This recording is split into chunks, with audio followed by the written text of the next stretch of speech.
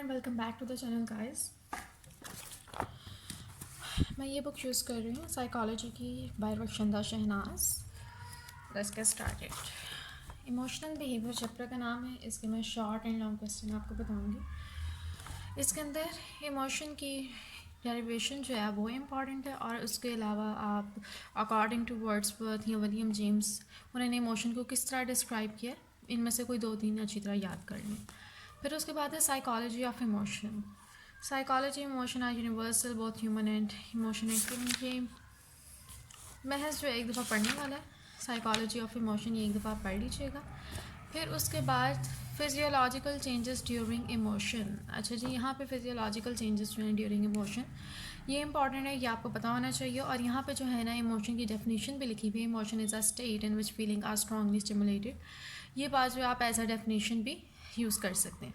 फिर उसके बाद जो है फिजियोलॉजिकल चेंजेस में autonomic nervous system, adrenal gland, limbic system, यानी कि ये सारा आपको आना चाहिए। फिर change due to the autonomic nervous system, ये इसके अंदर ये सारा ये लॉ के लिए इंपॉर्टेंट है।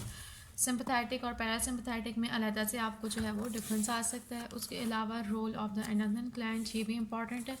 लिम्बिक सिस्टम, यानी कि ये जो है लॉन्ग के हवाले से पिछला टॉपिक इंपॉर्टेंट है। फिर उसके बाद है बिहेवियरल चेंजेस। बिहेवियरल चेंजेस में distraction, flight, approach, stopping of a reaction, ये नाम इंपॉर्टेंट है। और उसके अलावा इस तरह डेफिनेशन इनकी इंपॉर्टेंट है कि आपको ये पता होना चाहिए कि इसके अंदर आपने लिखना क्या है, यानी कि अपने अल्फाज में आप इसको लिख सकते हैं। फिर फेशियल एक्सप्रेशंस, ये एक दफ़ा पढ़ने वाला है बस। चेंज एंड वॉइस, एक दफ़ा जहन में, यानी कि आपको पता होना चाहिए कि ये क्या क्या है। यानी कि एक होता है कि मुकम्मल तौर पे उसको याद करना, एक होता है कि अपनी नज़र के सामने से गुजारना, ये वो वाला है। Type of emotion, type of emotion में एंगर, हैप्पीनेस, फियर, इनके नाम आपको पता होने चाहिए। और उसके अलावा एंगर क्या है, हैप्पीनेस क्या है, उसको अपने अल्फाज में आपको समझाना आना चाहिए। फिर James length theory of emotion, James launch या जेम्स लेंज जो भी है, इसकी ये थियोरी जो है ना ये इंपॉर्टेंट है, ये करनी है आपने। आर्ग्यूमेंट्स इन फेवर, इनको भी एक दफ़ा देख लीजिएगा।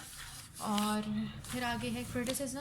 क्रिटिसिज्म भी एक दफ़ा यानी कि देख लीजिएगा और अपने अल्फाज में इसके पॉइंट्स को लिख लीजिएगा। ज़रूरी नहीं है जो यहाँ पे इंग्लिश लिखी हुई आप वहीं पे ऐड टू वर्ड करें, बल्कि आप अपने अल्फाज में भी बता सकते हैं। फिर कैनन बेयार्ड की, यानी कि ये सारे जो है ना ये लॉन्ग के लिए इंपॉर्टेंट हैं, ये लॉन्ग में आ सकते हैं। फिर उसके बाद है the role of learning and environment in emotion. The role of learning and environment in emotion, ये भी एक दफ़ा देखने वाला है कि लर्निंग और एनवायरनमेंट का इमोशन से क्या ताल्लुक है।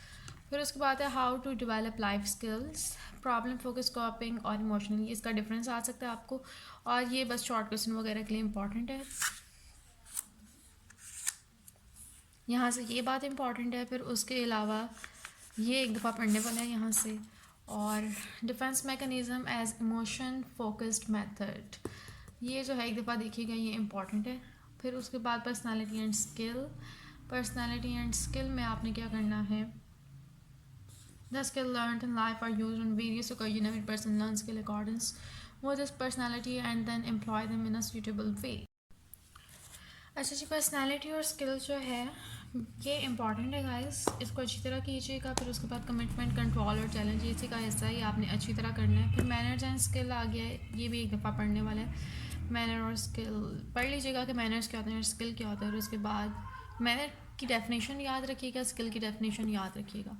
फिर उसके बाद आगे जो यहाँ पे इंपॉर्टेंट क्वेश्चंस लिखे हुए हैं इनको एक दफ़ा लास्ट में देखिएगा, मैं एक दफ़ा बोल देती हूँ। Define emotion, briefly describe which physiological changes take place during various emotions. फिर उसके बाद है explain Cannon-Bard theory of emotion, explain different behavioral changes with reference to various emotions. Critically evaluate James Lange theory of emotion. Write a note on the role of learning and environment in emotion. What measures can be taken to learn skills in life? Elaborate. ये जो long है ना इनको अच्छी तरह कीजिएगा। उसके अलावा जो बीच बीच में मैंने आपको चीज़ें बताई हैं उनको भी देख लीजिएगा। और इसके बाद यहाँ पे ये ख़त्म होता है chapter. I hope it was helpful for you. If it was then subscribe my channel and till next video. अल्लाह हाफिज़।